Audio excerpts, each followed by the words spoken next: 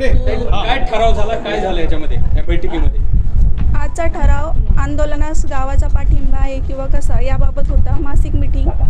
तर त्याच्यामध्ये आपले गावाचे जे 10 मेंबर आहेत, 10 पैकी 5 मेंबरनी ठरावाच्या विरुद्ध बाजू मांडली आणि ठराव हे 5 मेंबर सकारात्मक बाजूने होते.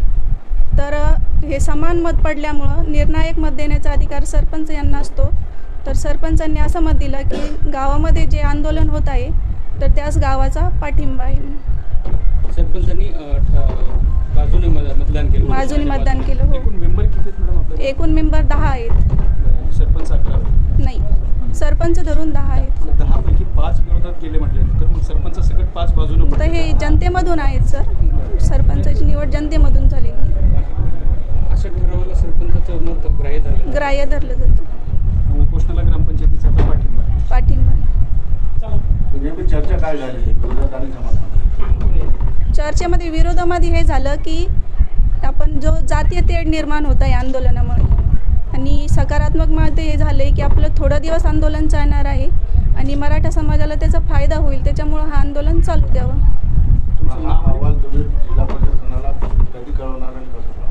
आता कळवणार आहे हे झाल्यानं. तुमचं नाव आणि पद? मी श्रीमती शेख यसचे, ग्रामसेवक, अंतरवाली सराठी.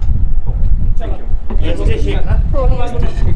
नाही असलं नाही बोलणार मी कधीच, कारण पूर्ण गावाचे त्या बाजू खरंच माझ्याकडे आलेत सगळ्या जाती धर्माचे. मी जातीचं सुद्धा नाव घेऊ शकतो, कारण आता याच्या पुढचं सांगतो तुम्हाला मी. आम्ही घेतल्या सह्या, म्हणजे आता सांगायला हरकत नाही, आम्ही घेतल्यात गावकऱ्यांच्या सह्या, त्याच्यावर सगळ्या जातीच्या सह्या, सगळ्या जातीच्या. कमीत कमी माझ्या अंदाजे सांगतो आम्ही, आकडा मागं पुढं होईल, कमीत कमी 900 का 950 सह्या अजून 2 दिवसात झालेल्या सगळ्या जाती धर्माच्या. त्यामुळे नाही 5 जण समर्थनात होते आणि 5 जण विरोधात होते असं ग्रामपंचायत सेवकांचं म्हणणं आहे. आता हे पुढे कसं 5 समर्थनात आणि 5 विरोधात होते, त्याच्याबद्दल काय म्हणतो? माझं म्हणणंच नाही म्हणतो, मला काही नाही. हे बघा, एक तर क्लिअरच करतो तुम्हाला, क्लिअरच करतो.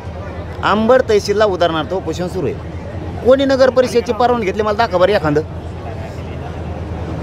जालना कलेक्टर ऑफिसला एखादा आमरण उपोषण चालू किंवा आंदोलन आहे किंवा मोर्चा आहे, इथं मोर्चा आणावा किंवा उपोषण आमरण करायचं, कोणी नगर परिषदेची परवानगी घेतली मला दाखवा बरं एखादी. तसं मला इथं माझ्या जातीसाठी उपोषण करायचं आहे, असं कुठं झालं आहे का की ग्रामपंचायतची परवानगी घेतली? काय संबंध आहे? काहीच नाही.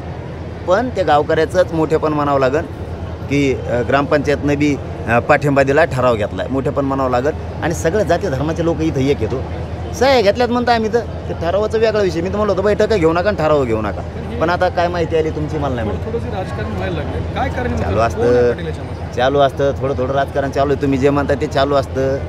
मी त्याच्यात लई ध्यान नाही दिलं आणि देणार बी नाही. मला त्याच्यावर काही बोलायचं नाही. ज्याचं त्याचं विचाराचा भाग येतो, त्याच्यामुळं ते काय मनावर घ्यायचं नाही. आपण मोठं मन ठेवायचं आणि सोडून द्यायचं, तसं माझं मत आहे.